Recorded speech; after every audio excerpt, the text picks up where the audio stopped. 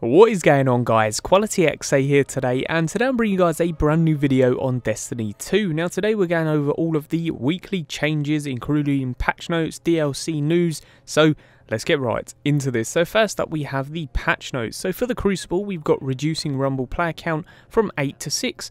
Changes to respawn system to prevent players from spawning near opponents, and in general we've got fixed an issue where players were unable to load into the tower, fixed an issue where vendors sometimes would not load in the tower, and fixed an issue where players were sometimes unable to load into raid encounters. Some really good changes there.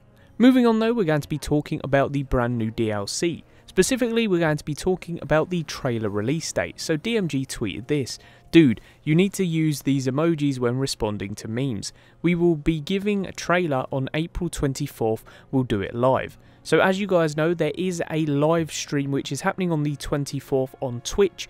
Now if you guys would like to tune in on that, they will actually give a trailer at the beginning as well as the end for the brand new Warmind DLC. Pretty awesome indeed, and I'm just glad that I could bring you that news so you guys know what is up and coming. We did also get this from the Big Show, and he said May 8th, Destiny 2 Warmind, who's ready? He's also got this really cool Hunter hoodie on, which looks pretty beast and very nice indeed, and I suppose that he may even show an appearance in the live stream. We'll just have to wait and see, but I definitely know he's probably going to be playing the game. We did also get this tweet from Christopher Barrett. He said, "If, as they say, the coming events cast their shadows ahead of time, then the past events cannot but leave their reflections behind them." Very interesting indeed. I'm not too sure what this could mean.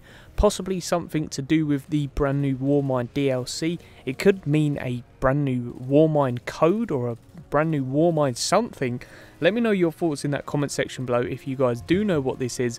But it is very interesting and it could be decrypted to actually mean something. Very awesome indeed. Moving on now, we're actually going to be talking about the brand new power progression, which is going to be coming in the end of Season 3, the 1.2.0 update.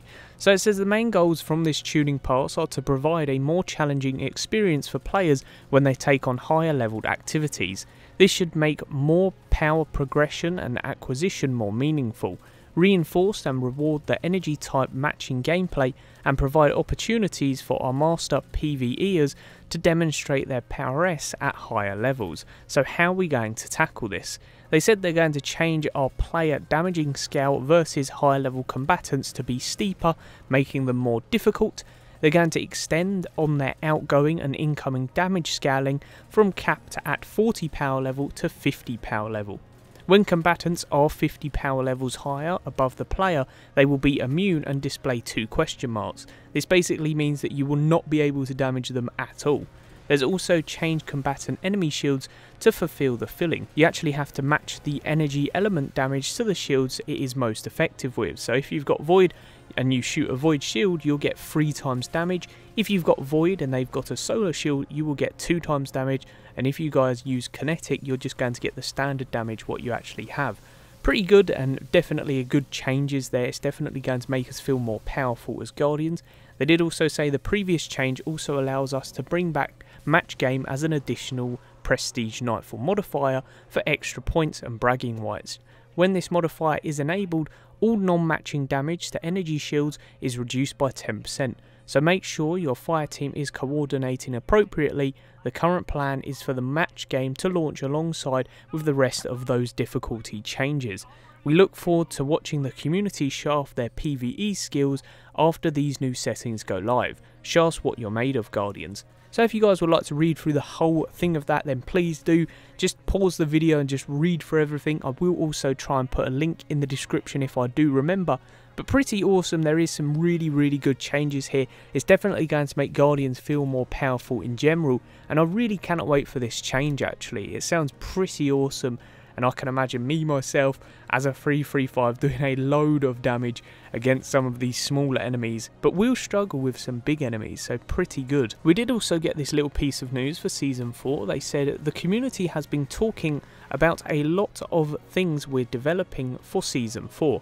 Our goals for these features are to give you more control over how you configure your loadouts in Destiny 2 and give you more reasons to play the game over time.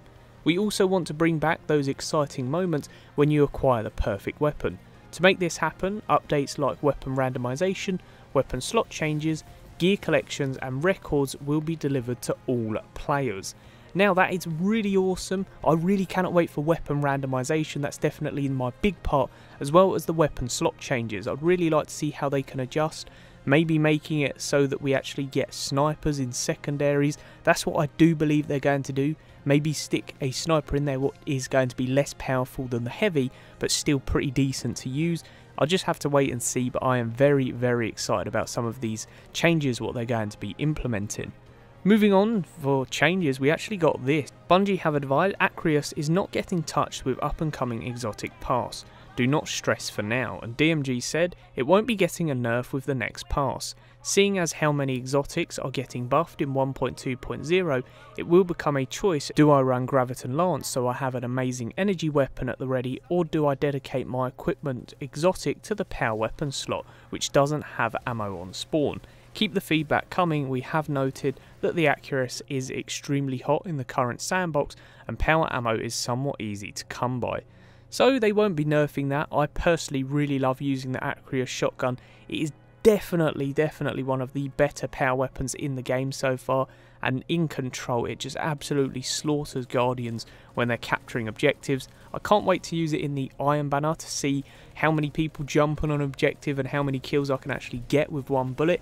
We'll just have to wait and see, but it is a very nice weapon. If you haven't used it, I'd highly recommend trying it out. Talking about the exotics, we did get this tweet from John Winooski. He said, how do you feel about reprised exotics? 27% said yes, bring them all back. 22% said rather have these new exotics.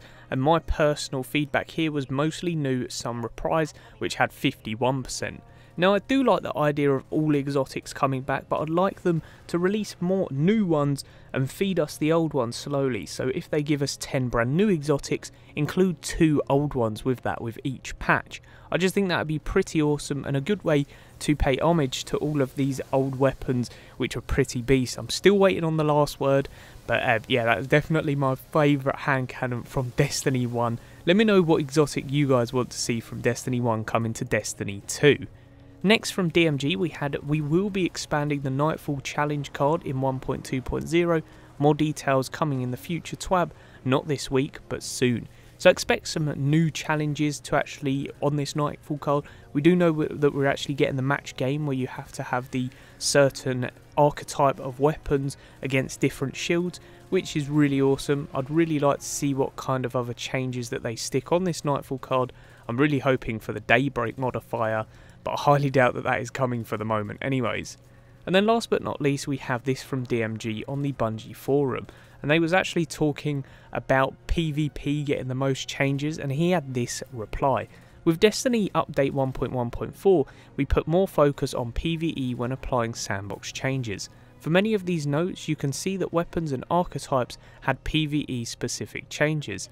This is something the team is looking to do moving forward, creating a powerful and exciting feel in PvE and ensuring PvP balancing doesn't stomp the fun.